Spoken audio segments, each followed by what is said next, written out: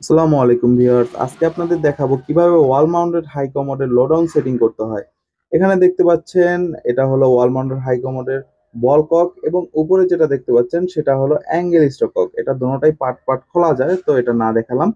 ওয়াল mounted high কমোডের লো ডাউনের তিনটা কাভার হয়ে থাকে, সেফটি কাভার একটা এবং দুইটা মেন অ্যাক্সেসরিজ কাভার।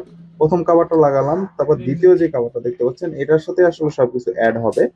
এখানে যে সেফটি লক দিয়েছে বা যে লকটা দিয়েছে, এই লকটা আমরা প্রথমে লকটা ইনস্টল করে নিলাম। লকটা আসলে ঘাড়ে ঘাড়ে না হলে বসবে না। এই যে দেখতে পাচ্ছি আমরা লাগালাম, আবার খুলে আবার ঘুরিয়ে দিলাম।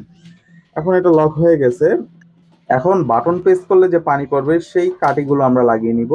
একটা ব্ল্যাক এবং একটা হোয়াইট, দুইটা কালার দিয়ে দিয়েছেন। এটা কমন হলেও সমস্যা হতো না। তো এটাও ঘাড়ে ঘাড়ে বসার পর একটা টিক করে আওয়াজ আসবে, তো বোঝা যাবে যে বসে গেছে। এখন যেটা লাগিয়ে দিব এটা হচ্ছে এটার ফাইনাল কাভার।